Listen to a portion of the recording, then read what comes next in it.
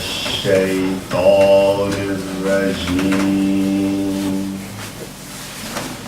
بسم الله الرحمن الرحيم الحمد لله رب العالمين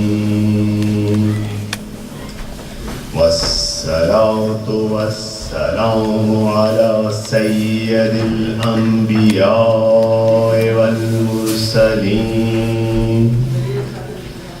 وعلى آله الطيبين الطاهرين سيما بقية الله في الأرضين ولعنة الله على أعدائهم أجمعين من الآن إلى يوم الدين. صلوات پڑھیں. اللهم صل على محمد وآل محمد.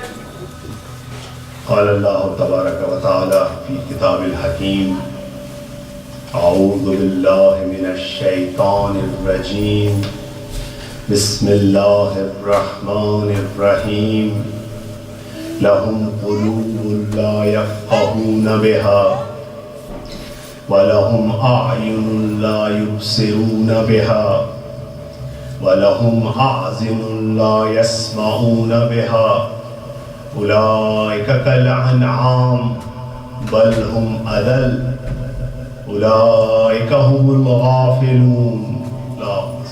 اللهم صل على محمد وآل محمد.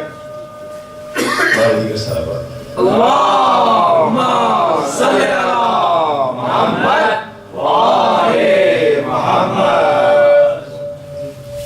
ہمارا ٹاپک انسان شناسی ہے اور اس میں ہم حجاب تعلق کو ڈسکس کر رہے ہیں. میں چاہوں گا کہ اپنے جوانوں کے لیے کچھ توضیح جو پچھلے لیکچر سے ہوئی ہے اس کے بارے میں کچھ توضیح عرض کروں. سب سے پہلے یہ کہ اسلام کے 3 ڈومین ہیں. اسلام 3 حصوں کو اگر ہم اس کو کہیں تو ڈیوائڈ کریں. ایک بلیفز کا پورشن ہے جس کو ہم عقائد کہتے ہیں. دوسرا پورشن احکام کا ہے یعنی پریکٹیکل لاز. تیسرا پورشن عرفان کا ہے. یہ جو حجاب تعلق کی بحث ہو رہی ہے یہ عرفان سے ریلیٹڈ ہے. عقائد یعنی آپ کسی چیز پہ بلیف پیدا کریں, عقیدہ پیدا کریں. عقائد عموماً آپ کی عقل سے ریلیٹڈ ہوتے ہیں, آپ کی بصیرت سے ریلیٹڈ ہوتے ہیں. بصیرت کی بنیاد پر آپ ایک یقین پیدا کریں کہ خدا ہے, ایک ہے, انبیاء بھیجے, ائمہ بھیجے, قیامت ہے یعنی معاد ہے, خدا عادل ہے. یہ تمام چیزیں عقائد سے ریلیٹڈ ہیں.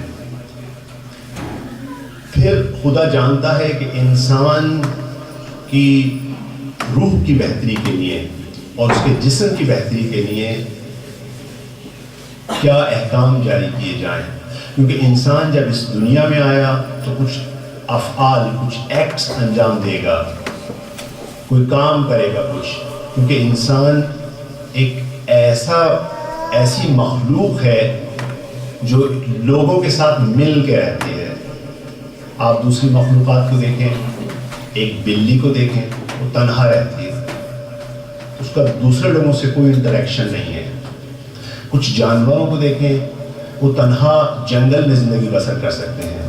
لیکن انسان ایک ایسی مخلوق ہے جس کو لوگوں کے ساتھ, وہ ڈیپینڈنٹ ہے دوسرے لوگوں کا, لوگوں کے ساتھ مل کے اس کو زندگی گزارنی ہے. یعنی جس کو کہا جاتا ہے, ہم کہتے ہیں مدنی ہے انسان. تو بس انسان اپنی زندگی کے لیے, اپنی روح کے لیے لوگوں کے ساتھ جب انٹریکٹ کرے گا اس کے لیے اس کو کچھ رولز اینڈ ریگولیشن کی ضرورت ہے. کیونکہ جب بھی انسان کچھ لوگوں کے ساتھ ہوگا تو کانفلکٹس کریٹ ہوں گے، اور کانفلکٹس کریٹ ہونے کے نتیجے میں لازمہ اس کا یہ ہے کہ کچھ رولز اینڈ ریگولیشن بنائے جائیں گے۔ دیکھیے انسان کی عقل یہ کہتی ہے کہ رولز اینڈ ریگولیشن بنائے جائیں۔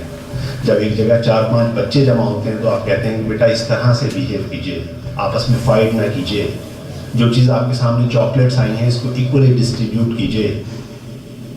آپ دیکھیے کہ جب ہم کسی بھی جگہ پہ جائیں، ہم کتنا ہی پیچھے چلے جائیں انسانی ہسٹری میں، تو دیکھیں ٹرائبز ہوتے تھے، ان کے کچھ قوانین ہوتے تھے۔ آج ماڈرن سٹیز میں آپ آئیں تو ہم دیکھتے ہیں کہ کچھ قوانین ہیں، ٹریفک کے کچھ قوانین ہیں، پراپرٹی خریدنے کے بیچنے کے کچھ قوانین ہیں، کوئی چیز آپ رینٹ کرنا چاہتے ہیں، یہ آپ نے اعضا خانہ رینٹ کیا ہوا ہے، اس کے لیے ایک کانٹریکٹ سائن کریں گے، پراپر کچھ قوانین ہیں۔ ان قوانین کا نام احکام ہے۔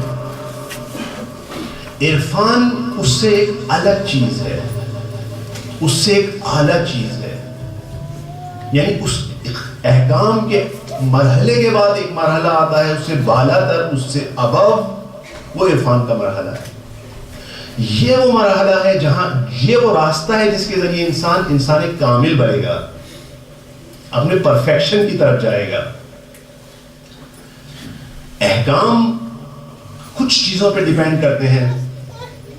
خدا ایک چیز میں مصلحت دیکھتا ہے، اس کا ارادہ اس مصلحت کے ساتھ اٹیچ ہوتا ہے، اور اس کے نتیجے میں ایک احکام کریٹ ہوتا ہے۔ خدا کہتا ہے فلاں کام واجب ہے، نماز انسان کے لیے واجب ہے، کیونکہ اس میں کیا ہے، اس میں ہیومن سول کے لیے بہت بینیفٹس ہیں۔ فلاں کام، ایک چیز کو خدا دیکھتا ہے کہ اس کے اندر کچھ مصلحت ہے، اس میں بینیفٹس ہیں بہت زیادہ، لیکن اتنے بینیفٹس ہیں کہ اس کو اگر کبھی نہ کر سکا یہ انسان تو اس کو بہت شدید ہار نہیں پہنچے گا۔ خدا کہتا ہے یہ کام مستحب ہے، پھر خدا کی نگاہ پڑتی ہے کچھ کاموں پر، خدا کہتا ہے یہ کام اس کی سول کے لیے، اس کے بدن کے لیے بہت خطرہ رکھتے ہیں۔ خدا کہتا ہے یہ کام جو اتنا شدید خطرہ رکھتے ہیں یہ حرام ہے، اس کو ٹائٹل دیا جاتا ہے حرام کا۔ ایک کام پہ نگاہ پڑتی ہے جو اس کو نقصان پہنچا سکتا ہے رینڈملی، اس کو لیکن اتنا شدید خطرہ نہیں ہے کہ اس کی سول ڈیمیج ہو جائے، خدا اس کو کہتا ہے یہ مکروہ ہے۔ ایک کام دیکھتا ہے، ایک کام جو ہے اس کو دیکھتا ہے کہ اس سے نہ اس کی روح کو کوئی نقصان ہو رہا ہے، نہ اس کی بدن کو نقصان ہو رہا ہے، خدا اس کو قرار دیتا ہے مباح، it's your choice, go do it if you want. تو یہاں پر یہ مرحلہ ہے احکام کا۔ احکام میں، احکام کس کے ذریعے خدا بھیجے گا؟ وہی آئمہ کے ذریعے، انبیاء کے ذریعے۔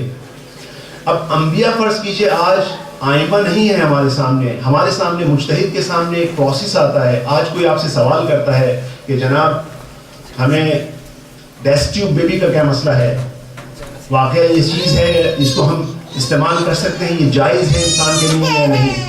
وہ اپنا سوال بھیجیں گے کس کے پاس؟ ایک ایکسپرٹ کے پاس۔ آئمہ موجود نہیں ہے، خدا سے رابطہ کٹا ہوا ہے ہمارا۔ اب مجتہد کا کیا کام ہے؟ مجتہد ایک کام کرے گا، اس کے پاس کچھ ٹیکسٹ ہیں، کچھ چیزیں ہیں جو آئمہ چھوڑ کے گئے ہیں، وہ سب سے پہلے ان تمام احادیث کی کتاب کو کھولے گا۔ دیکھیں مجتہد جو ہے وہ بہت بڑا مولائی ہے، وہ امام کی کسی ایک چیز کے علاوہ اس سے باہر نہیں جائے گا، اپنی رائے پہ نہیں جائے گا، صرف امام کی بات کو دیکھے گا۔ وہ تمام امام صادق کی تمام احادیث کو دیکھے گا، اس ٹاپک سے ریلیٹڈ کوئی چیز موجود ہے، امام باقر کی حدیث کو دیکھے گا، اس ٹاپک سے جتنی احادیث ہے سب کو پائل اپ کر ساتھ رکھنا شروع کر دے گا اپنے سامنے، اس کو رکھے گا، اس کو رکھے گا، امام رضا سے کیا منسوب ہے، امام جواد سے کیا منسوب ہے، امام عسکری سے کیا منسوب ہے، سب کو سامنے رکھے گا۔ سب سے پہلے اس کی کیا چیک کرے گا کہ آیا یہ صحیح ہے یا نہیں، کس نے اس میں فراڈ تو نہیں کیا، اتھینٹک ہے یا نہیں ہے۔ یہ سب سے پہلے سند چیک کرے گا کہ کس نے بیان کی حدیث، زرارہ نے بیان کی، ابو بصیر نے بیان کی، عامر نے بیان کی، سب کی اس کو ہسٹری پتا ہے، اس میں اس نے زندگی خرچ کی ہے، وہ ایک ایک کو ان کا شجرہ نسب جانتا ہے، اتنی ریسرچ کی ہے اس نے وہ جانتا ہے کہ زرارہ ایکچولی ہے کہاں سے, کس قبیلے سے آتا, کس زمانے میں امام کے پاس آیا, کس وقت بیٹھا, امام نے اس کے بارے میں الگ سے کیا فرمایا, الگ سے زرارے کے بارے میں فرمایا زرارہ جو بات کہے اس کی بات مان لو, یہ ہمارا نمائندہ ہے. تو اس کے پاس سب اس کے پاس ہے. اب اس نے کیا کیا, اتھینٹسٹی چیک کر لی. اب اس کے پاس کانٹینٹ آ گیا. اب 10 احادیث ہیں, 10 احادیث میں وہ اس مسئلے کو دیکھنا چاہ رہا ہے کہ ان میں کون سی چیز کس طرح سے میں رولنگ دوں. رولنگ موجود نہیں ہے اس وقت, کیونکہ یہ مسئلہ امام کے زمانے میں موجود نہیں تھا. کبھی بھی وہ یہ نہیں تلاش کرتا کہ نماز صبح 2 رکعت ہے, ضرورت نہیں ہے. یہ واضح ہے, مسلمات میں سے ہے, امام اپنے سامنے پڑھا کے گئے ہیں, اس میں اس کو اجتہاد کی ضرورت نہیں ہے. اجتہاد کی کہاں ضرورت ہے, ایک جدید مسئلہ اس کے سامنے آ رہا ہے, اس کو اس کی ریسرچ کرنی ہے. اب اس نے جب آتھینٹسٹی چیک کر لی ان 10 حدیثوں کی, تو اب اس کے سامنے یہ جو حدیث آ رہی ہے, یہ امام نے جو پہلی حدیث بیان کی کس سچویشن میں بیان کی, امام سے کس نے سوال کیا, امام نے کس طرح جواب دیا, یہ پرسنل کویسچن تھا یا یہ جرنل کویسچن تھا, امام اس وقت تقیّع کی حالت میں تھے, امام کس کی موجودگی میں تھے, یہ والے امام کے ساتھ کیا سچویشن تھی, کہیں یہ ایسا تو نہیں تھا کہ گھر میں محصور تھے, چاروں طرف گورنمنٹ کی نگاہیں تھیں, اس حالت میں جواب دیا انہوں نے. اس پروسیس سے گزارے گا اپنے آپ کو, یہ سیکنڈ پروسیس ہے. اس کے بعد دیکھے گا امام نے جو کچھ کہا ان کا مقصد کیا تھا, اس کی دلیل کیا تھی, وہ کس چیز کو ثابت کر رہی ہے. جب یہ تمام چیزیں دیکھے, پھر دیکھے گا کانفلکٹ ہو رہا ہے 2 چیزوں کے اندر. ایک امام نے یہ کہا, دوسرے امام نے یہ کہا, کانفلکٹ ہو رہا ہے. وہ اس کانفلکٹ کو کیسے ریزالو کرے گا, کچھ لاز ہیں ان کو اپلائی کرے گا, کچھ چیزیں پریفرنس رکھتی ہیں. خود امام نے کچھ قانون بتائے ہیں, کچھ لاز بتائے ہیں.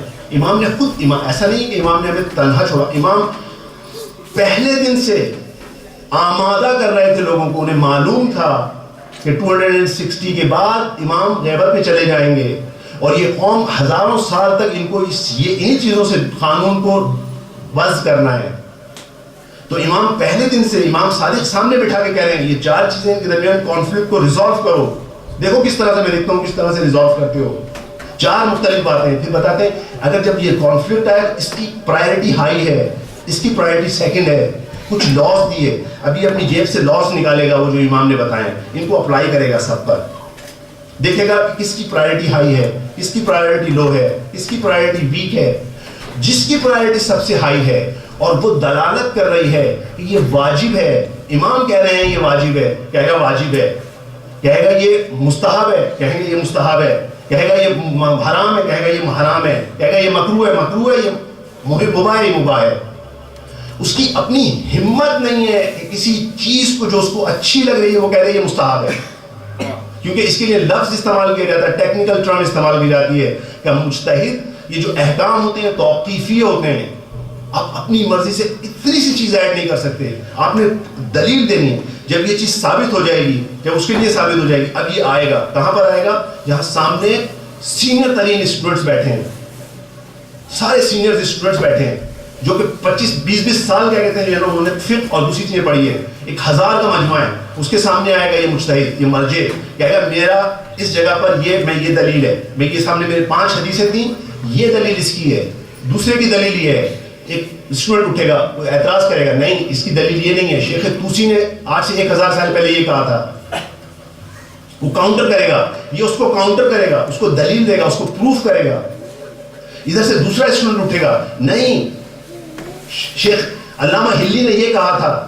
کہا علامہ ہلی کی رسپانس یہ ہے, یہ سب کو رسپانس کرے گا, ان سب کو قانے کرے گا, ان سب کو سیٹسفائی کرے گا. جب وہ سیٹسفائی ہو جائیں گے, کسی کے پاس کوئی حل نہیں ہوگا, اس کے بعد کہے گا میری رولنگ یہ ہے, میں یہ سمجھا ہوں یہاں پر کہ امام اس چیز کو یہاں پر واجب قرار دینا چاہتے ہیں, اور پروف کرے گا. ایک صلوات پڑھ دیجیے. اللہم صلی علی محمد وآل محمد. اب یہاں پر ایک جگہ پر اس کو مشکل پیش آئے گی. ایک ایسا فعل سامنے آیا جو امام کے زمانے میں نہیں تھا, امام کے زمانے میں نہیں تھا. مثلا ہم نے پچھلے دنوں مثال دی ٹیٹو کی. ٹیٹو ایک ایسا کام ہے جو امام کے زمانے میں نہیں ہوتا تھا. اس کے سامنے مسئلہ پوچھا گیا کیا ٹیٹو جسم کے اوپر یہ جسم چھیدنا جائز ہے یا ناجائز؟ اس نے پورا پروسیس اپلائی کیا. امام کی کسی چیز میں کوئی چیز نہیں ہے, کہیں پر ٹیٹو کا تذکرہ نہیں ہے. جسم کے اوپر ہارم کرنے کا کوئی چیز نہیں. اب جسم کے ہارم کرنے کے اوپر حدیث موجود ہے, اور جسم کے ہارم کرنے کی حدیث کو دیکھے گا. جسم کا ہارم کرنا کہ اگر اس کو خطرہ ہو جائے حرام ہے, اس کو دیکھے گا. یہ چیز یہ ہے. اب یہ اپنی مرضی سے نہیں کہہ سکتا یہ حرام ہے یا مکروہ ہے یا مباح ہے یا کیا ہے. اب یہ یہاں سے فقہ کا چیپٹر بند کرے گا, موڑے گا ایک اور علم کے پاس, علم اصول کے پاس. علم اصول میں کچھ امام نے کچھ قوانین بتائے ہیں, کچھ بیسز بتائی ہیں, جس میں ایک بیسز آپ کے سامنے بیان کر رہا ہوں. مشکل ہوگی لیکن ایک دفعہ حل کر لیجیے تاکہ مشکلات سامنے آ جائے, پتہ چل جائے. بہت سارے سوالات جب میں آپ کی جگہ پہ بیٹھا ہوا تھا آج سے کچھ سال پہلے, تو میرے ذہن میں یہ سوالات آتے تھے کہ آخر اس مجتہد کا فتویٰ اس مجتہد کے فتوے سے کیوں مختلف ہے, کیوں آپس میں بیٹھ کے آپس میں ڈیسائیڈ کیوں نہیں کر لیتے. میں چاہ رہا ہوں آج اس کا جواب آپ کی خدمت میں عرض کروں. پر محمد و آل محمد بلند تر صلوات.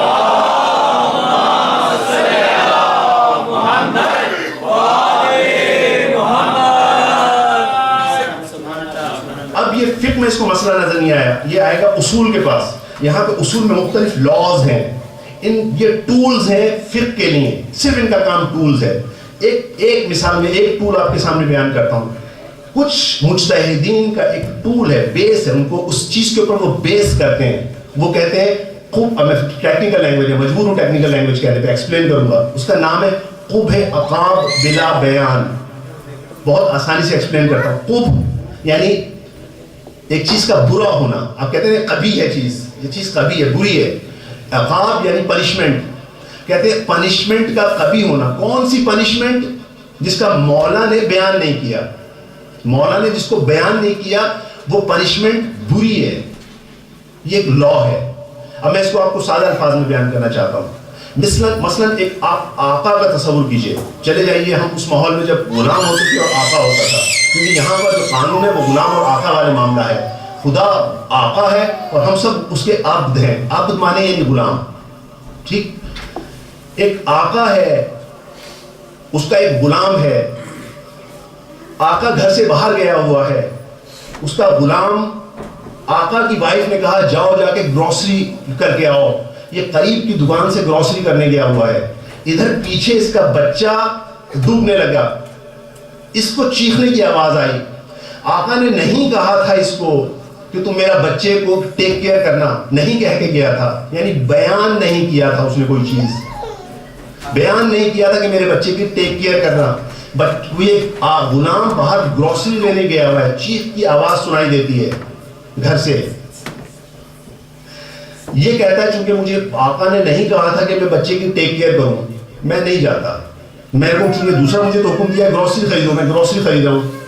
گروسری خرید کے گھر واپس آتا ہے, آقا ادھر سے واپس آتا ہے, بچے کو نقصان پہنچ چکا ہے.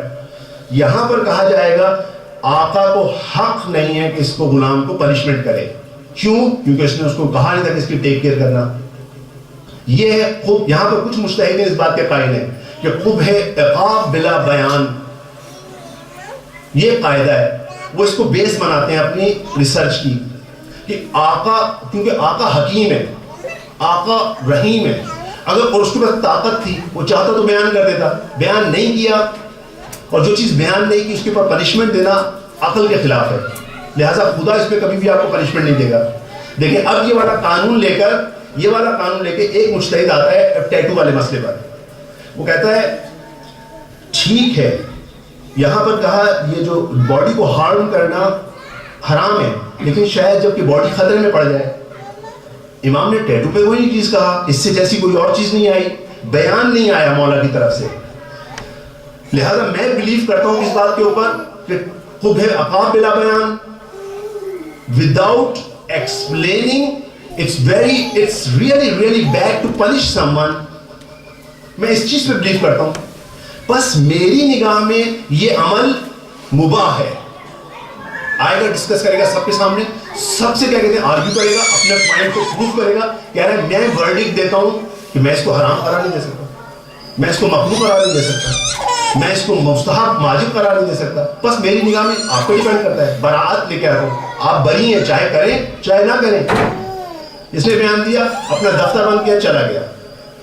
دوسرے اسی مجتہد کے پاس ایک اور یہی والا مسئلہ بھیجا گیا, یہ نجف میں ہے, یہ قم میں ہے, اس کے پاس یہی مسئلہ بھیجا گیا. اس نے وہی فقہ, وہی پروسیس اپنایا, فقہ دیکھا وہاں نہیں تھا. اب یہ آیا اصول کے پاس. اصول میں ایک اور مسئلہ ہے. وہ کیا مسئلہ ہے؟ حق الطاعہ. شہید صدر اس کے قائل ہے مثل مسئلہ حق الطاعہ. اب حق الطاعہ کیا ہے؟ حق الطاعہ کا مسئلہ یہ کہتا ہے کہ ایک غلام ہے, اس کا آقا وہی طریقے سے باہر گیا ہوا ہے, یہاں وہ اس کے گھر والوں نے اس کو گروسری کے لیے بھیجا ہوا ہے, باہر سے چیخنے کی آواز آئی اور اس کو لگ رہا ہے کہ بچے کے ساتھ کچھ ہو رہا ہے. اس کو ایک احتمال دے, ایک پروبیبل یہ ہے کہ اگر آقا یہاں ہوتا, اس وقت یہاں ہوتا, تو مجھے حکم کرتا کہ جاؤ اس کو بچاؤ. ایک احتمال دیتا.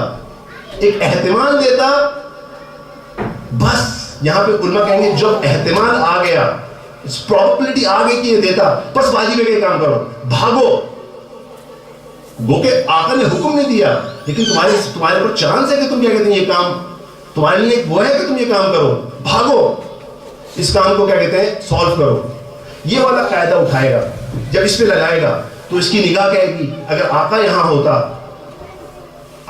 پر ہوتا تو کیا کرتا. ایک منٹ پاز کیجئے, یہاں پر ایک منٹ پاز کیجئے, میں آپ کے سامنے عرض کرتا ہوں. آپ نے یہ جگہ رینٹ کی, جو کانٹریکٹ سائن کیا اس میں کلوز مختلف تھیں.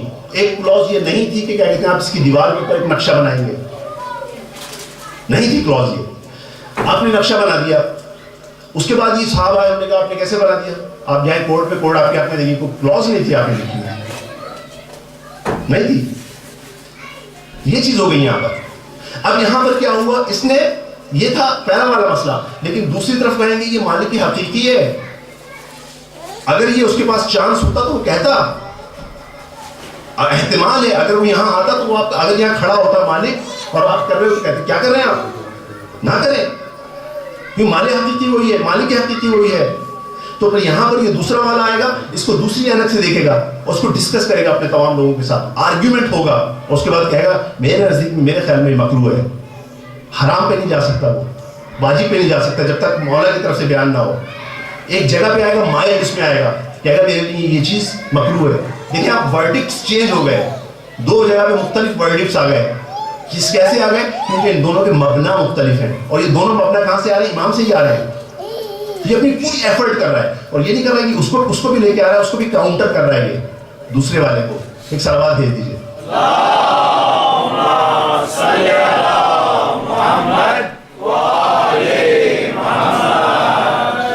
اب میں چاہوں گا کہ احکام اور عرفان میں فرق بیان کروں.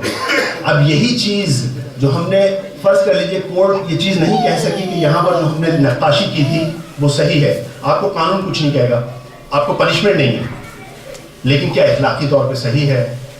نہیں ہے. میں واقعہ آپ کی زندگی, آپ کو مولا کی زندگی سے بیان کرتا ہوں. ایک صلوات پڑھ دیجیے.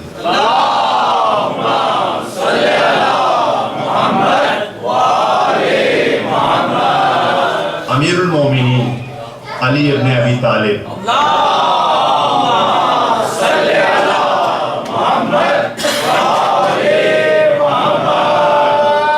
خلیفہ وقت ہے, خود خلیفہ ہیں, خود اپنی گورنمنٹ ہے. زرہ چوری ہو جاتی ہے, باہر بازار میں آتے ہیں, ایک یہودی کے ہاتھ میں زرہ ہے. آپ جانتے ہیں نا زرہ وہ جو چیز جو پہنی جاتی ہے, رائٹ, آرمر جو پہنا جاتا ہے اس کو بچانے کے لیے. اب یہ دیکھتے ہیں کہ تو میری ہے. بعض جگہ پہ آرمر ہے, بعض جگہ پہ کہتے ہیں گھوڑے کی زین تھی, گھوڑے کی زین تھی, جو بھی ایک چیز تھی, وہ کہتے ہیں یہ تو میری ہے, وہ کہتے نہیں میری ہے. ٹھیک, مولا جانتے ہیں میری ہے, لیکن معاملہ کورٹ کا جائے گا. مولا لے کے چلتے ہیں, آئیے کورٹ, دونوں چلتے ہیں کورٹ میں. قاضی مولا کے ساتھ ذرا نرم انداز میں بولتا ہے, امام کہتے ہیں نہیں, میں یہاں پر اس وقت کیا ہوں, میں کلیم کرنے والا ہوں, یہ ڈیفینڈر ہے, میرے ساتھ تم اس کا بالکل سلوک ایسا نہ کرنا. you're the judge, جس طرح سے فیصلہ اس کے مطابق فیصلہ کرو, بالکل میرے ساتھ لینینسی, مجھ سے میرے سے اچھے بیہیویئر میں بات کرو, جس طرح تمہیں کسی بھی کلیم کر رہے ہیں سے بات کرو اس طرح. کہتا ہے ٹھیک ہے. کہتے ہیں آپ کلیم کرنے والے ہیں, کلیم کرنے والے کو کورٹ سسٹم میں کہتا ہے آپ کے پاس وٹنس ہے کوئی؟ مولا کہتے ہیں میرے پاس وٹنس نہیں ہے. کہتے ہیں ٹھیک ہے میرا ورڈکٹ یہ ہے کہ جب آپ کے پاس وٹنس نہیں ہے، اسلامک لا میں یہ ہے کہ جس کے پوزیشن میں کوئی چیز ہو وہ مانا جائے گا کہ اس کی ہے، وہ اس وقت ظاہراً اپیرنٹلی اس کی ہے. اگر آپ جو کلیم کر رہے ہیں آپ وٹنس لے کے آئیں، آپ کے پاس وٹنس نہیں ہے، بس ورڈکٹ ہوگی کہ اس کی ہے. قاضی نے ورڈکٹ دی یہ اس کی ہے، یہ حکم آ گیا، حکم آ گیا، وہ ذرا اس کے یہودی کے ہاتھ میں وہ ذرا یا زین آ گئی اس کے ہاتھ میں، یہ حکم ہے. لیکن مجھے آپ یہ بتائیے کیا وہ اس کا مالک ہو گیا؟ ان ریالٹی اس کا مالک ہو گیا؟ عرفان کی نگاہ سے، اخلاق کی نگاہ سے اس کا مالک نہیں ہے. اس ظاہری دنیا میں اس کو کوئی پنشمنٹ نہیں ہے، اور چونکہ کورٹ نے فیصلہ کیا وہ بھی نہیں ہے، لیکن یہ اس کے اخلاق کے لیے، اس کے عرفان کے لیے بہتر نہیں ہے. اور یہی ہوا جب اس یہودی نے دیکھا کہ یہ خلیفہ وقت اور جانتا ہے کہ یہ میری نہیں ہے، اور کس طریقے سے انہوں نے عدل و انصاف کیا، قدموں میں گر گیا مولا کے، کہا اشہد ان لا الہ الا اللہ و اشہد ان محمد رسول اللہ و علی ولی اللہ. صلوات پڑھ دیجیے. اللہم صلی علی محمد و آل محمد.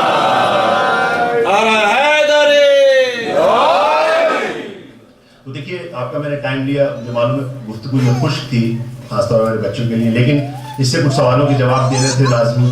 دوسرا یہ تھا کہ یہ چیز مینشن کرنی تھی کہ میں یہاں پر جو چیز بات کر رہا ہوں وہ عرفان سے ریلیٹڈ ہے، احکام سے ریلیٹڈ نہیں ہے. اگر میں کسی چیز کو کہہ رہا ہوں یہ جائز نہیں ہے تو عرفان کی نگاہ سے، اور ہو سکتا ہے یہی چیز احکام کی نگاہ سے جائز ہو. احکام میں مجتہد سے ورڈکٹ دے مکروہ ہے یا کہیں جائز ہے، کیونکہ مجتہد نے، جس مجتہد نے یہ فیصلہ کیا ہے اس نے اپنے کچھ رولز فالو کیے ہیں اور ویلڈ رولز ہیں اس کے، وہ ہماری آنکھوں ساتھوں پہ جو کہہ رہے ہیں وہ درست کہہ رہے ہیں بالکل، یہ ان کا کام یہی ہے. تو ایک بار دیگر سلام. اللہم صلی علی محمد و آل محمد. تو ہماری گفتگو جس بارے میں تھی وہ یہ تھا کہ انسان اس طرح سے ڈیزائن ہوا ہے کہ اس پہ دو طرح کے حجاب آ سکتے ہیں، دو طرح کی کرٹن آ سکتی ہے اس کی سول پر.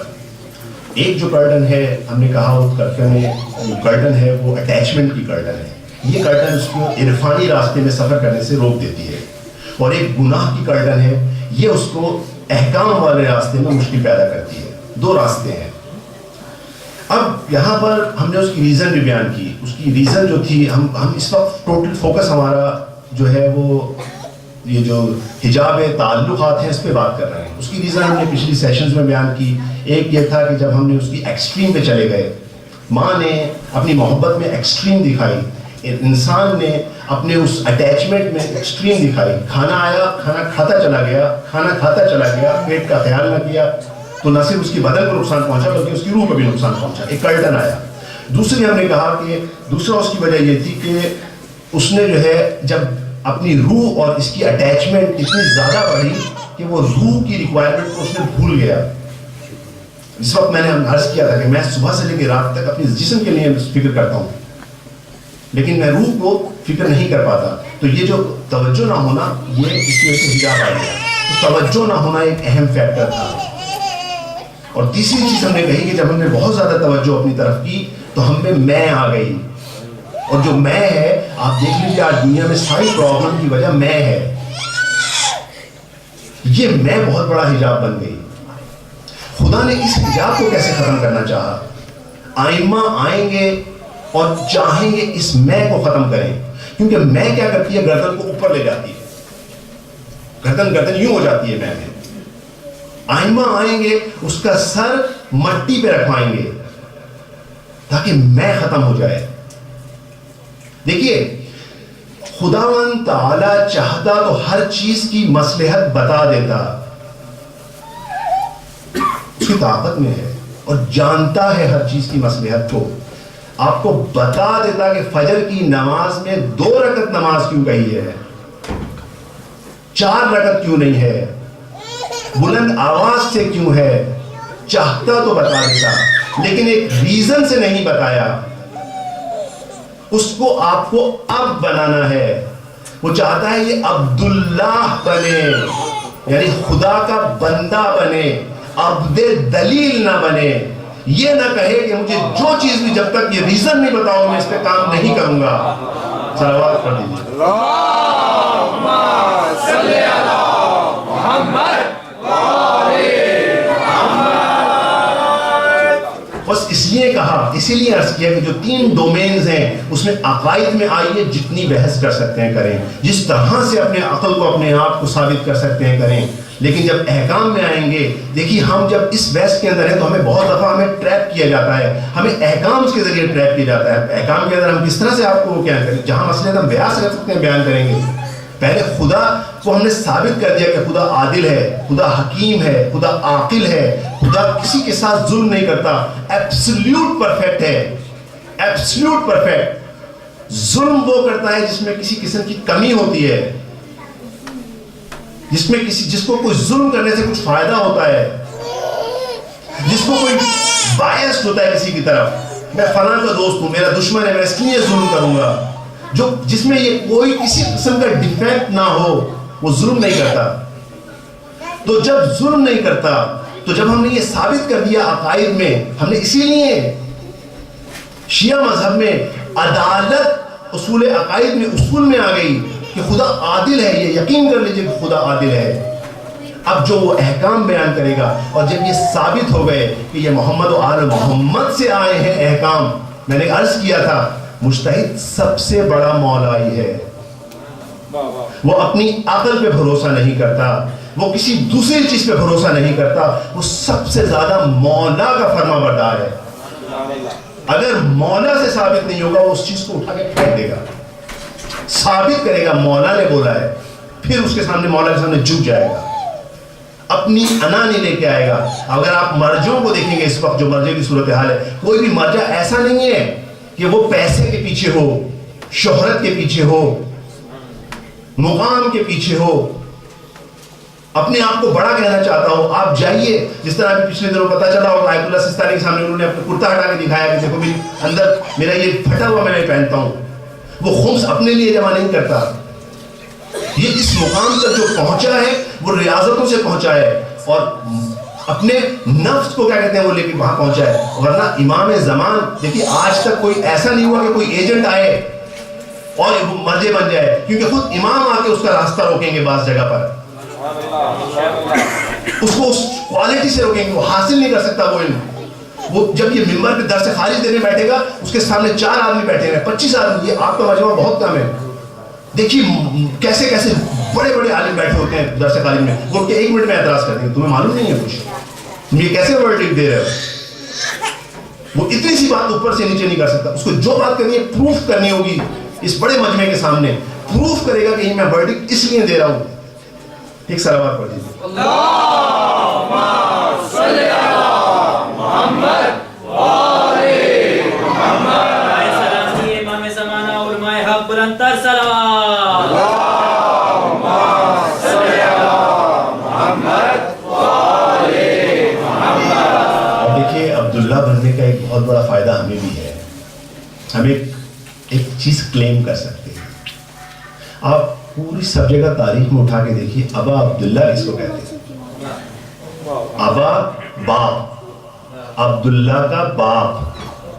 ہم جائیں گے تو فریاد کریں گے یا ابا عبداللہ. عبد الدلیل کا کوئی نہیں, کسی کو نہیں کہا گیا ابا عبد الدلیل, عبداللہ. ہم یہ اس کو جا کے وہاں کریں گے, یہ فائدہ ہے ہمارے لیے. ایک صلوات پڑھ دیجیے.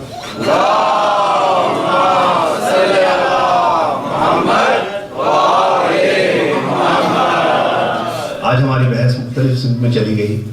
اب ہم ایک بچے کو ایک سوال آ سکتا ہے ہمارے کہ ہم نے جو کہا کہ یہ جو حجاب تعلق ہے, کیا یہ حجاب تعلق ائمہ کے لیے بھی ہے؟ ایک سوال ہے. تو جواب اس کا بہت سمپل ہے, نہیں, یہ ائمہ کے لیے نہیں ہے. ان کے لیے حجاب نورانی ہے, جو ایک سیپریٹ ڈسکشن ہے, بہت طولانی ڈسکشن ہے. ان کا حجاب نورانی ہوتا ہے نہ ظلمانی. اس کا پروف کیا ہے کہ آئمہ علیہ السلام اپنی تولد کے اولین لمحے میں آتے ہیں اور خود اپنے ہاتھوں کو زمین پہ رکھتے ہیں اور سر بلند کر کے شہادتین پڑھتے ہیں. امام زمان ایک صلوات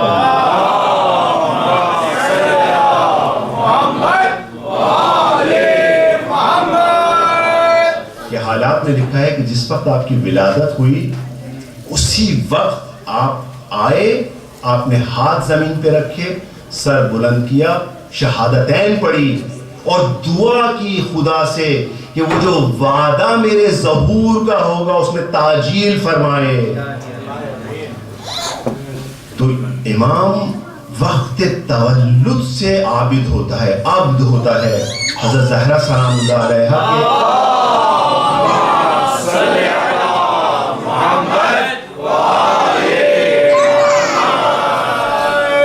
حالات زندگی میں لکھا جاتا ہے کہ ابھی حضرت زہرا حضرت خدیجہ کے شکم میں تھیں،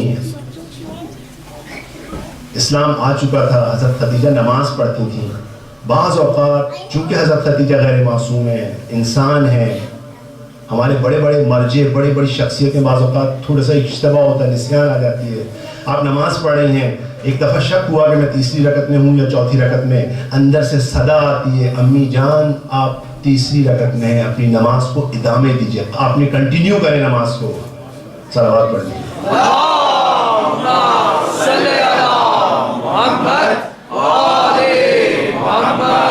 دیکھیے شکم مادر میں ہے لیکن احاطہ ہے پورے جہان پر، پوری کائنات پہ احاطہ ہے معصومین کا۔ میں نے کہا تھا ہم ابھی انسان کامل کو نہیں پہچانتے، انسان کامل کو کہاں پہچانیں گے؟ ہم ایک عام انسان کے بارے میں اشتباہ کا گرفت ہے کہ یہ کیا ہے، ہم کیسے ائمہ کے کیا کہتے ہیں فضائل کو بیان کریں؟ خداوند تعالیٰ کرے گا بیان۔ خداوند تعالیٰ کہتا ہے کہ میں مالک الملوک ہوں، ترجمہ اس کا یہ ہے میں شہنشاہوں کا شہنشاہ ہوں، شہنشاہوں کا شہنشاہ ہوں۔ اب اس پہ فخر کر رہا ہے خدا۔ آپ کیا تصور کر سکتے ہیں کہ خدا یہ کہے گا کہ میں شہنشاہ، اب ہم شہنشاہوں پہ نگاہ ڈالنا شروع کرتے ہیں۔ سعودی عرب کے عبداللہ، خدا ان پہ فخر کرے گا میں ان کا شہنشاہ ہوں۔ ہمارے زرداری صاحب فخر کرے گا ان پہ، اوباما پہ فخر کرے گا، کس کس پہ فخر کرے گا؟ ان میں کون ہے جس کے اوپر فخر کرے؟ وہ نہیں فخر کرے گا۔ اب پتہ چلے گا کچھ اور عالم ہے۔ اب دیکھیے اس عالم کی کس طرح سے، یہ جو پوری یونیورس ہے، پوری گیلیکسی ہے، اس کا نام ہے عالم ملک۔ اس کے بعد ایک اور عالم ہے جو نان میٹیریل ہے، اس کو ہم عالم ملکوت کہتے ہیں۔ احادیث سے یہ بات ثابت ہے کہ یہاں پر اس عالم ملکوت کے جو کنگز ہیں، جو شہنشاہ ہیں، وہ ائمہ علیہ السلام ہیں۔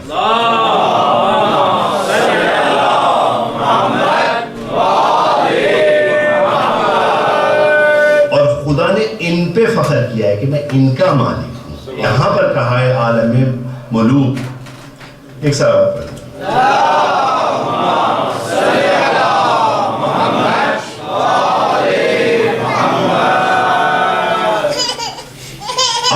یہ کیوں نہیں کہا کہ ائمہ اس دنیا کے کنگز ہیں؟ ٹھیک ہے کنگ نہیں بن سکے ابھی۔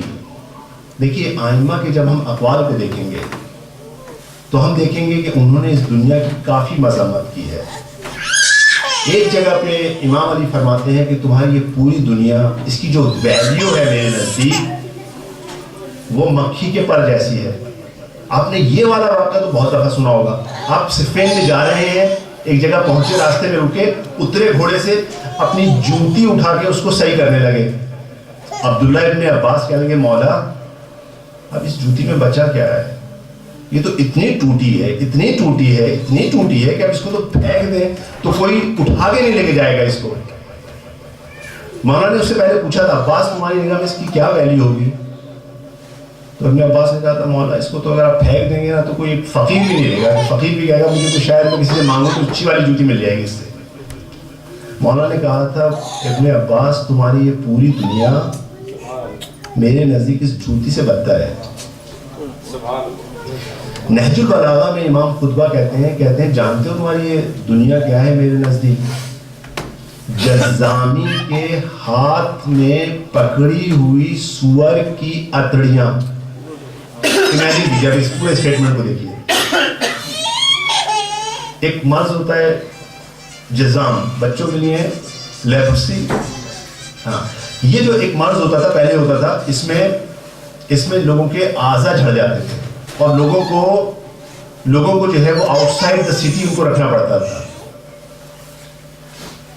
یہ شخص اور پھر اس کے ہاتھ میں کیا, ایک ایسا جانور جو کھانے میں نجس ہے. دیکھیے میں ہیومن رائٹس کی میں آپ کو ایک بات بتا دوں, بچے ہمارے بہت سوال کرتے ہیں آخر جو سور ہے وہ بھی خدا کی مخلوق ہے. ہاں سور خدا کی مخلوق, تو پھر خدا نے ایسا, بھائی دیکھیں کھانے کی بات کہی ہے, وہ ایسا مخلوق تو خدا کی مخلوق ہی ہے.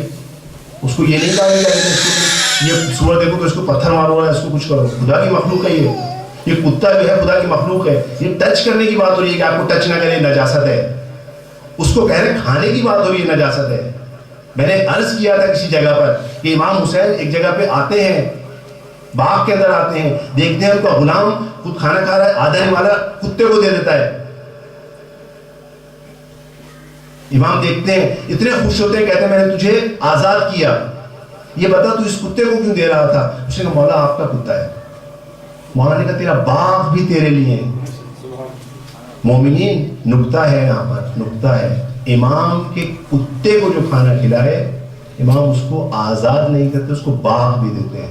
امام کے مومن کو جو کھانا کھلائے, امام کے مومن کے ساتھ جو محبت سے پیش آئے, امام کے عزادار کے ساتھ جو محبت سے پیش آئے, اس کا امام کیا کریں گے.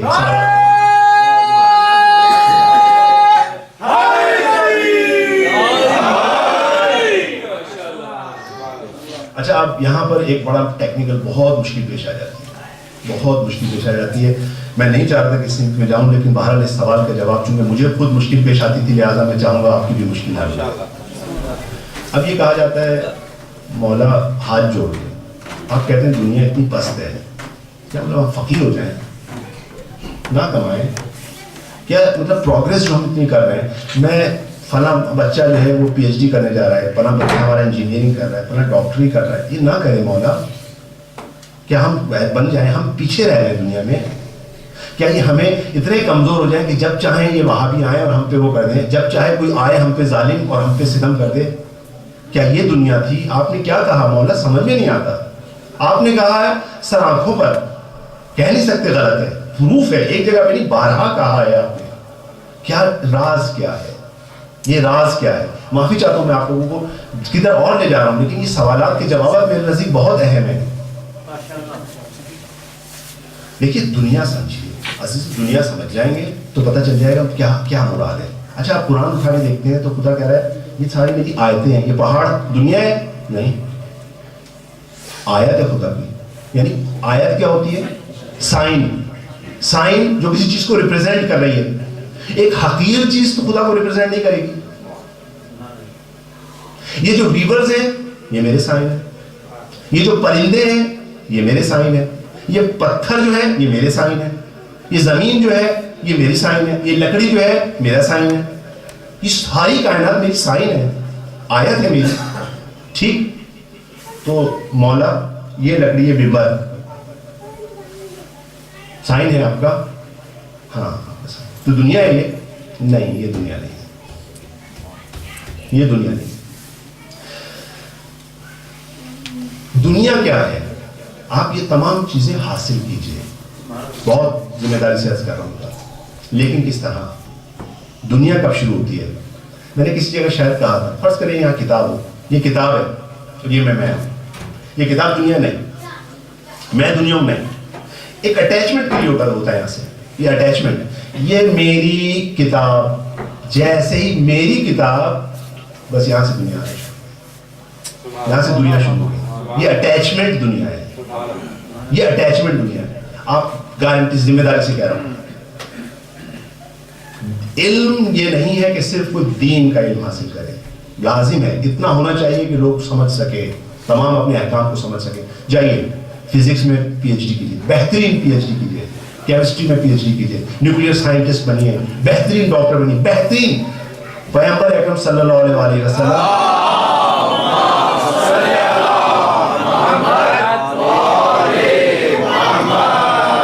اسی لیے قبر درست کی, خبر ہے مولا, قبر پیغمبر کہتے ہیں اس کو صحیح کرو, صحیح طریقے سے اس کو صحیح اینگل. مولا ابھی تھوڑی دیر ادھر اٹھائیں گے, بند کر دیں گے. جو کام کرنا ہے اس کو بہترین کرو. جو پڑھائی کرنی ہے اپنے بچوں کے لیے, جو پڑھائی کرنی اس کو بہترین انداز میں پڑھو اور خدا کے لیے پڑھو, یہ دین بن جائے گا. بولو مجھے شیعہ معاشرے میں ہمیں پی ایچ ڈیز کی ضرورت ہے, ہمیں ڈاکٹرز کی ضرورت ہے, ہمیں انجینئرز کی ضرورت ہے, ہمیں ایسٹرونامس, ہمیں کیا کہتے ہیں ایسے چاہیے, سائنٹسٹ چاہیے جو ہمارے لیے اسٹیم سیل میں کام کریں, جو ہمارے نینو ٹیکنالوجی میں کام کریں, جو ہمیں پوری دنیا میں ہمیں لے کے جائیں آسمان پر, لیکن ان پہ فخر نہیں کریں, لیکن ان کے ساتھ اٹیچمنٹ نہ کریں, ان کو دنیا, اس کو دوری کا ذریعہ نہ بنائیں اپنے آئمہ سے, دوری کا ذریعہ نہ بنائیں امام سے, دوری کا ذریعہ نہ بنائیں مومنین سے. لوگ کہتے ہیں نماز عبادت کیا ہے, نماز روزہ حج نہیں, عبادت خدا کے لیے ہر کام کرنا. آپ رات کو سوتے وقت کہیں خداوند تعالیٰ تم نے یہ جسم مجھے دیا ہے, میری ریکوائرمنٹ ہے کہ میں اس کو آرام دوں, رات کے وقت تم نے بنائی ہے تاکہ میں آرام دوں, میں للہ سونے جا رہا ہوں. عبادت ساری رات سوتے رہیں, عبادت. کھانے کی طرف ہاتھ بڑھائیں, خدایا تو نے یہ کہا تھا یہ کھانا جسم کی ضرورت ہے, میں یہ حلال کھانا تیرے لیے, اس کو ایکسٹریم پہ نہیں لے کے جا رہا, تو نے کہا تھا شکم نہیں بھرنا, میں اس کو کھا رہا ہوں. بسم اللہ الرحمن الرحیم, عبادت. پانی پینا عبادت.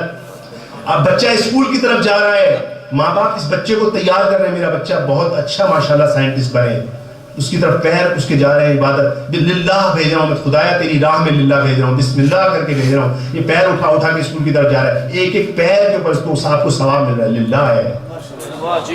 اس کو کہا جاتا ہے پوری زندگی عبادت ہے. وہ جو عبادات ہیں دوسری, ان کے پیچھے ایک اور فلسفہ ہے ساتھ ساتھ, وہ منیمم ہے, وہ منیمم ہے کہ یہ کام کرنا ہے. پوری زندگی اس طرح سے بیان کیجئے, اس طرح کرتے جائیے, تو دیکھیے پھر کیا ہوتا ہے. ایک صلوات دیجیے. اللہم صلی علی محمد و آل محمد.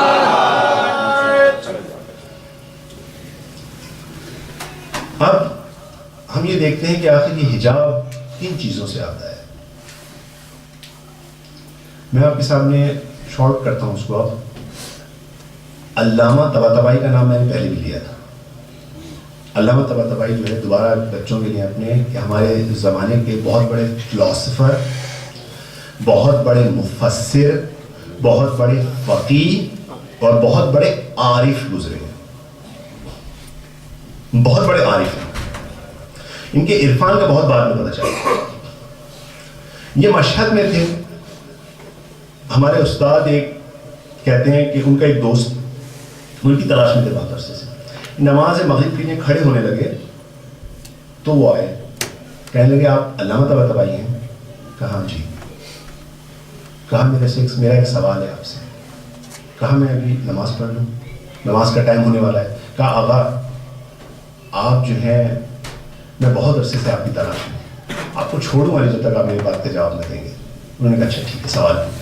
اب میں ان کا سوال بتانے سے پہلے آپ کی خدمت میں ایک دوسری چیز بیان کرنا چاہتا ہوں. دیکھیں, ہماری جو دنیا ہے, یہ جو دنیا ہے ہماری, اس کو آپ کیٹیگرائز کیا جاتا ہے مختلف چیزوں میں. اس دنیا میں کیا کیا ہے؟ انسان ہے, حیوان ہے, پلانٹس ہیں, اور ایک تھرڈ چیز جو ہم نے اب تک ڈسکس نہیں کی تھی, وہ جمادات ہیں. رائٹ, یہ تمام, یہ ممبر کیا ہے؟ جمادات ہے. یہ تمام در و دیوار, چھت, لوہا, آئرن, یہ کیا ہے؟ جمادات ہیں. ہم نے ان کا تذکرہ نہیں کیا تھا جب کہا تھا روح پھونکین میں, اس لیے ہم کہہ رہے ہیں جمادات ہیں. ٹھیک ہے نا؟ اچھا, اب جمادات جب ہم ظاہراً دیکھتے ہیں تو ان کی کوئی ویلیو نہیں ہے. ظاہراً تو ہم یہ دیکھتے ہیں نا, ایک پتھر ہے, پتھر کی کیا ویلیو ہے, اس لکڑی کی کیا ویلیو ہے, اس لوہے کی کیا ویلیو, اس ممبر کی کیا ویلیو ہے. یہاں پڑا ہے, صدیوں میں پڑا رہے گا تو یہیں پڑا رہے گا, ہلے گا بھی نہیں, نہ بولے گا, نہ رشد ہوگا اس میں کسی قسم کا. واقعاً ایسا ہے. ہم یہ سوچ رہے تھے تو ایک صدا آنا شروع ہوئی, اعوذ باللہ من الشیطان الرجیم, ام من شیء الا یسبح بحمدہ ولکن لا یفقہون تسبیحہم. کہتے ہیں دنیا میں کوئی چیز ایسی نہیں ہے جو مسبح خدا نہ ہو, جو خدا کی تسبیح نہ کرتی ہو. تسبیح یعنی کیا؟ سبحان اللہ کہتے ہیں. سبحان اللہ یعنی کیا؟ یعنی خدا تمام برائیوں سے منزہ ہے، کوئی چیز ایسی نہیں. اللہ کا وعدہ ہے. یہاں پہ جو جس طرح سے عربی گرامر میں جب ایک دو نیگیٹو آگے پیچھے آئے تو کہا جاتا ہے کوئی چیز ایسی نہیں. اچھا اب اس کا مطلب کیا ہے؟ اس کا مطلب ہے میں آپ کے سامنے اس ممبر پہ بیٹھ کے کچھ بات کہہ رہا ہوں، اس وقت یہ ممبر تسبیح پڑھ رہا ہے. میرا یہ ہاتھ فرض کر لیجئے کسی کے ساتھ خدا نہ خواستہ کسی بچے کو مار رہا ہے، اس وقت جب کہ میں یہ غلط کام کر رہا ہوں میرا ہاتھ تسبیح پڑھ رہا ہے. جب یہ زبان فرض کر لیجیے خدا نہ خواستہ اگر کسی کی غیبت کر رہی ہے، جس وقت میں اس کو غلط کام میں استعمال کر رہا ہوں اس وقت بھی یہ زبان تسبیح پڑھ رہی ہے. جب میں اس پیر کے ساتھ فرض کرنے خدا نہ خواستہ کسی غلط جگہ پہ جا رہا ہوں، جب میں ادھر جا رہا ہوں تو یہ پیر اس وقت بھی تسبیح پڑھ رہا ہے. میں فرض کرنے خدا نہ خواستہ اس شکم میں کوئی چیز حرام ڈال رہا ہوں، اس وقت بھی میرا یہ شکم تسبیح پڑھ رہا ہے. پروف کروں گا میں آپ کے ساتھ. اس وقت بھی تسبیح پڑھ رہا ہے. تسبیح اس کی ختم نہیں ہو رہی. صرف کوئی کائنات میں ایک چیز ایسی ہے جس کو خدا نے کہا ہے it's your choice. If you want to do تسبیح do it, if you don't want to do it don't do it. صرف ایک چیز ایسی ہے جس کو اختیار اور ارادہ دیا ہے، اس کو آپشن دیا ہے اور اس کو دیا ہے کہ سلیکٹنگ پاور دی ہے اس کو. You could do it. کیا ہے اس کو؟ وہ انسان کی روح ہے. انسان کی روح آزاد ہے، وہ چاہے تو تسبیح پڑھے چاہے تو نہ پڑھے تسبیح. اس کو کیونکہ اس کو اسی کے لیے دین آیا ہے، اس کو سمجھایا گیا ہے دیکھو تمہارا مقام بہت بلند ہے، تم اپنی آزادی کے ساتھ اس جگہ تک پہنچو گی. دوسری جگہ یہ دوسری چیزیں اس جگہ تک نہیں پہنچ سکتی، لیکن یہ سب کی سب کیا ہے؟ تسبیح پڑھیں گے. یاد ہے نا اب آپ کو کہ اگر ہم خدا نہ خواستہ ہم کو غلط کام کر رہے ہوں تو ہمیں پتہ ہونا چاہیے کہ کیا کرے گی یہ تسبیح پڑھ رہے ہیں.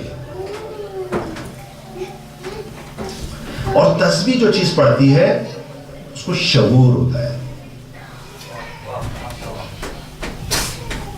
اس کو شعور ہوتا ہے. بغیر شعور کے تسبیح نہیں پڑتی کوئی چیز، وہ جانتی ہے. یعنی یہ تمام چیزیں، یہ کائنات جو ہم برا کام کر رہے ہیں یہ وٹنس ہے اس کی ساری. کیسے ثابت کریں؟ پھر صدا آئے گی، صدا وہیں سے آئے گی. اعوذ باللہ من الشیطان الرجیم الیوم نختم علی افواہہم. آج کے روز ہم تمہارے منہوں پہ تالا لگا دیں گے، بند کر دیں گے. اب منہ سے کچھ نہ کہنا. وَتُكَلِّمُنَا أَيْدِيهِمْ، تمہارے ہاتھ بولیں گے. وَتَشْهَدُ أَرْجُلُهُمْ، تمہارے پاؤں گواہی دیں گے. کس چیز کی گواہی دیں گے آقا؟ کس چیز کی گواہی دیں گے؟ بِمَا كَانُوا يَكْسِبُونَ، جو تم ارن کرتے تھے، جو تم کرتے تھے اس چیز کی گواہی دیں گے. اب یہ ہاتھ آئے گا، ہاتھ بولے گا مولا یہ شخص مجھے میرے ذریعے شراب کی چیز گلاس کو پکڑتا تھا. یہ پیر گواہی دے گا مولا یہ ڈاؤن ٹاؤن کی طرف جاتا تھا کسی غلط کام سے. یہ میرا پیٹ گواہی دے گا مولا اس میں کسی یتیم کا مال ہاتھ پہ ڈالتا تھا. حج، یہ میری آنکھ گواہی دے گی کہ مولا اس کے ذریعے کسی نامحرم کو دیکھتا تھا. ایک ایک چیز گواہی دے گی. اب جب یہ بہت زیادہ گواہی دے گی اب یہ شخص گناہگار عاجز آ جائے گا، اس کو غصہ آ جائے گا. یہ اب چاہے گا اس پہ اپنا غصہ نکالے، کہے گا لما شہدتم علینا. اب اس کی لڑائی ہو رہی ہے اپنے اعضاء کے ساتھ.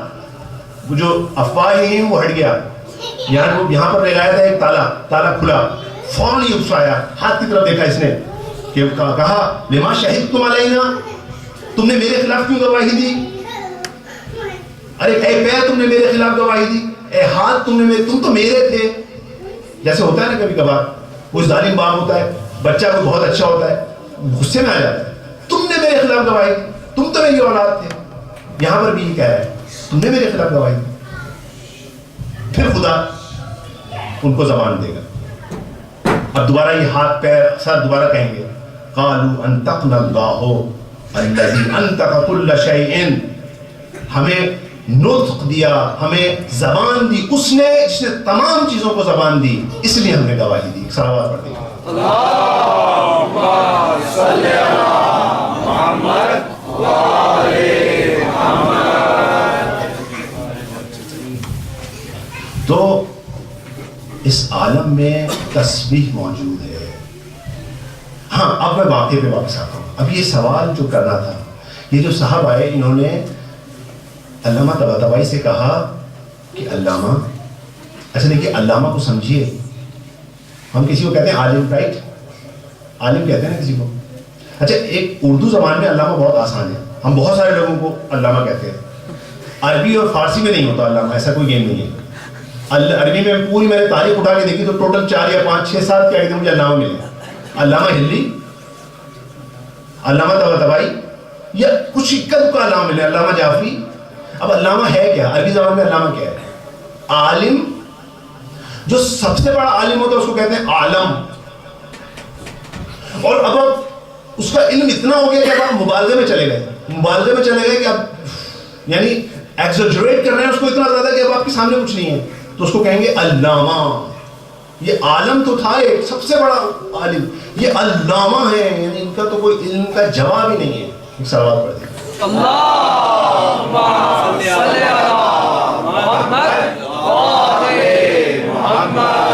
تو اب ان علامہ کے شاگرد کون ہے, ذرا ان کو ان سے پہچانیے. شہید بخاری کا نام سنا ہے؟ شاگرد ہے. آج کے دور میں سب سے بڑے مرجع, جو بہت سارے مرجع اس وقت موجود ہیں, جو سب سے بڑے فلاسفر ہیں, جوادی عامری, یہ ان کے شاگرد ہیں. حسن زادہ عامری ان کے شاگرد ہیں. آیت اللہ مصباح یزدی ان کے شاگرد ہیں. سب کے سب یہ گھٹنے ٹیکے ان کے آگے, اور سب نے ان کو علامہ کہا ہے. میں نے اور آپ نے علامہ نہیں کہا, انہوں نے کہا علامہ. اب علامہ سے سوال کریں, عارف آخری وقت ان شخص کا سوال, علامہ میں نے سنا ہے یہ در و دیوار تسبیح پڑھتے ہیں اور بعض اوقات ان کی تسبیح بہت ہوتی ہے. اب علامہ نے سر جھکایا, پہلے چاہا کہ اس کو نیگلیکٹ کریں, نہیں باز آیا. عارف ہیں, مجتہد ہیں, انہوں نے کبھی جھوٹ نہیں بولا. سر اٹھا کے کہتے ہیں, جواب دیتے ہیں کہ ہاں یہ تسبیح پڑھتے ہیں, اور بعض اوقات ان کی تسبیح اتنی زیادہ ہوتی ہے کہ میں رات کو سو نہیں سکتا. صلوات پڑھتے ہیں.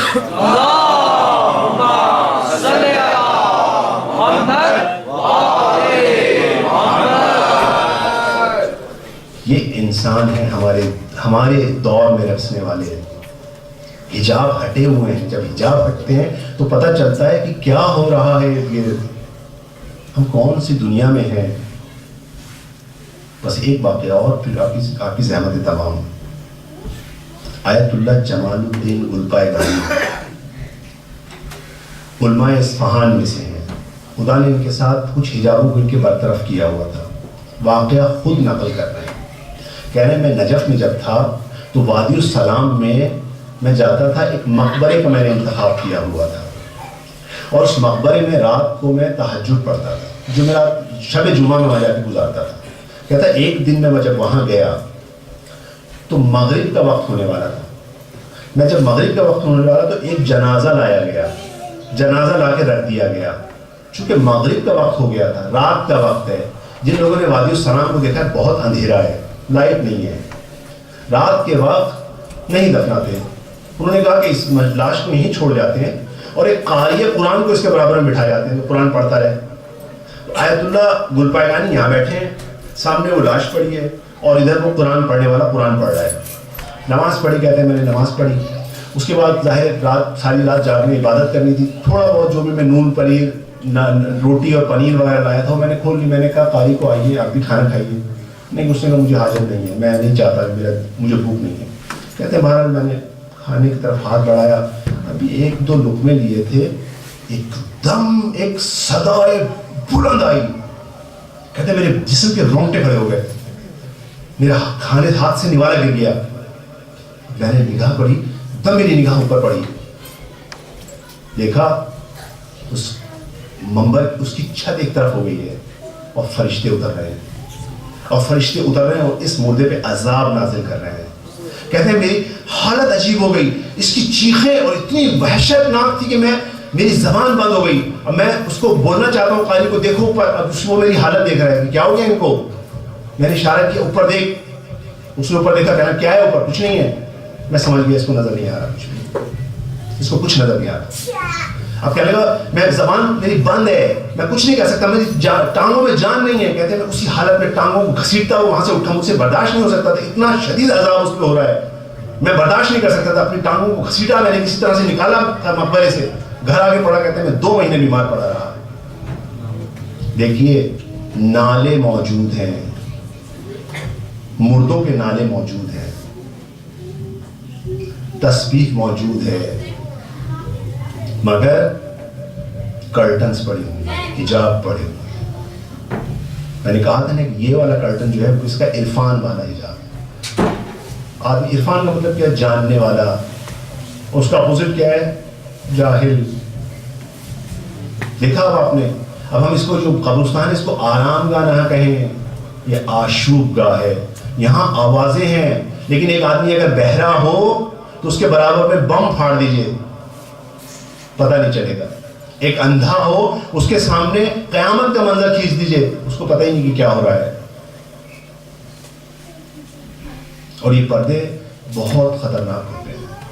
بعض اوقات یہ پردے اگر اس پہ گناہوں کے پردے پڑ جائیں اور ہم اپنی زندگی طے کر دیں، پیچھے مڑ کے دیکھا 40 سال ہو گئے، 50 سال ہو گئے، آپ یقین کریں، بچوں کے لیے کہہ رہا ہوں، خدا گواہ ہے، اگر میں پیچھے مڑ کے دیکھوں ابھی ایسا لگتا ہے جیسے ابھی کل کی بات تھی کہ میں اس ویسٹ میں آیا تھا، تو مجھے پتہ نہیں چلا یہ 20 سال کہاں چلے گئے۔ ایسا لگے گا کل کی بات تھی، اور ابھی میں جب زندگی میں آخری وقت ہوگا اس کو مڑ کے دیکھوں گا ابھی کل کی بات ہے۔ اور بدبختی ہوتی ہے کہ ایک حجاب تھا، گناہوں کے حجاب اس پہ انسان ڈالتا چلا جائے، ڈالتا چلا جائے، گناہوں کے حجاب ڈالتا چلا جائے، کرٹن پہ کرٹن، کرٹن پہ کرٹن، ظلمت پہ ظلمت، ظلمت پہ ظلمت۔ خدا نہ کرے ایسی جگہ پہنچ جائے جہاں بھی یہ ظالم پہنچے تھے کہ امام معصوم سامنے کھڑا ہے اور ان کی آنکھوں پہ پردے پڑ گئے۔ عزیزوں، بس میں آپ کو لے گیا ہوں، انہوں نے جو کام کیا وہ آپ جانتے ہیں۔ عزیزوں، مدینہ میں ایک شخص، ایک آدمی صدا بلند کی، اس نے کہا انا الغریب، انا الغریب۔ عزیزوں، اردو زبان میں غریب کا مطلب ہوتا ہے پور، عربی اور فارسی زبان میں غریب کا مطلب ہوتا ہے اسٹرینجر۔ وہ یہ کہہ رہا تھا میں اسٹرینجر ہوں، میں اسٹرینجر ہوں۔ امام سجاد نے یہ سنا، اس کو بلایا، ادھر آ اے شخص، ادھر آ۔ کہا اے شخص، کیا تو واقعا غریب ہے؟ کہا مولا میں غریب ہوں۔ کہا یہ بتا، اگر تجھے آج موت آ جائے تو کیا تیرا کوئی کفن دفن کرے گا؟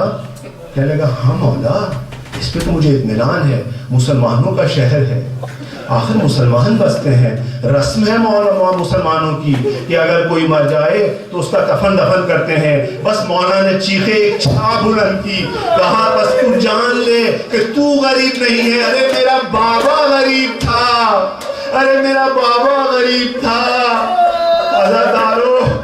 عزادارو، آپ جانتے ہیں آ گیا عصر عاشور، ان لعینوں نے امام کا سر تن سے جدا کیا، جسم پر گھوڑے چلائے،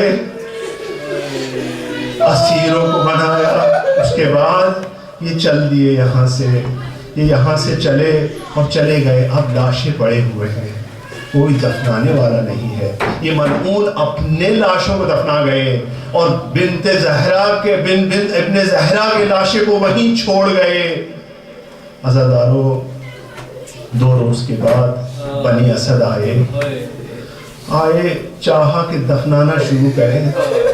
اب پریشانی ان کی یہ ہے کہ وہ جو آئے دیکھا تو کسی لاشے کا سر نہیں ہے، پہچانتے نہیں کس کا لاشا ہے۔ اتنے میں دیکھا ایک دور سے ایک عرب آ رہا ہے۔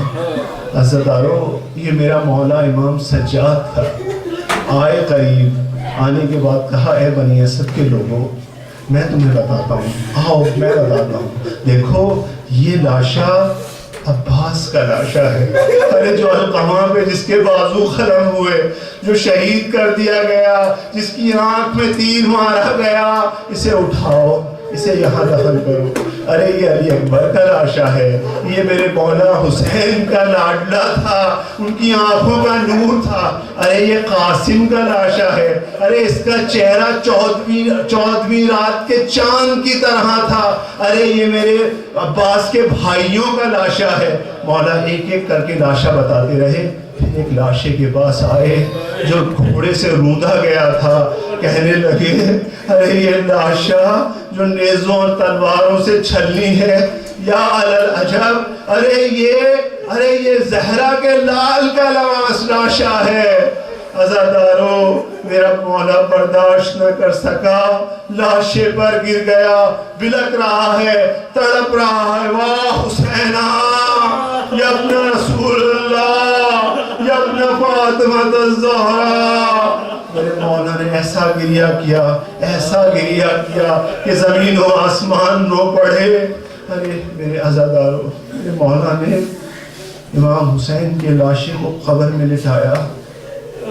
قبر میں لٹانا تھا کہ میرے مولا کا لاشا لرزنے لگا. اب بنی اسد کے لوگ پریشان ہیں کہ کیوں لاشا لرز رہا ہے.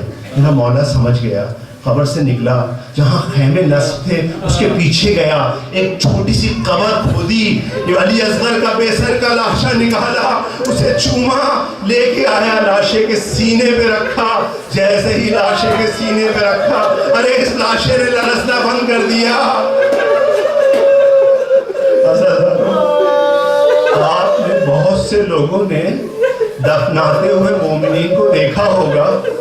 ایک چیز مستحب ہے، وہ یہ ہے کہ جب آخری وقت ہوتا ہے، دفنانے لگتے ہیں تو منہ کو کفن سے نکالتے ہیں، اس منہ کا نیچے ایک مٹی کا تکیہ لگاتے ہیں اور اس کا رخ ایک طرف کرتے ہیں. ارے میرے مولا کیا کرے، نہ اس منہ کا نہ سر ہے نہ منہ ہے. مولا کیا کرے. مولا امام سجاد جھکے، اس کٹی ہوئی رنگوں پہ بوسہ دیا. ارے روتے جاتے ہیں، کہتے ہیں یہ وہ گردن کی جگہ ہے جہاں رسول اللہ نے بوسہ دیا، جہاں علی ابن طالب نے بوسہ دیا، جہاں حضرت زہرا نے بوسہ دیا، ارے جہاں حسن نے بوسہ دیا، جہاں حضرت زینہ نے اس کو چوما. روتا جاتا ہے، اٹھتا ہے، خبر کو بند کرتا ہے، انگلی سے اس خبر پہ لکھتے ہیں ھذا قبر الحسین ابن علی الذی قتلہ وطشانا. ارے یہ حسین ابن علی کی قبر ہے کہ جسے پیاسا قتل کر دیا گیا. ان للہ و انا الیہ راجعون وسیعلم الذین ظلموا ای ینقلب منقلبون.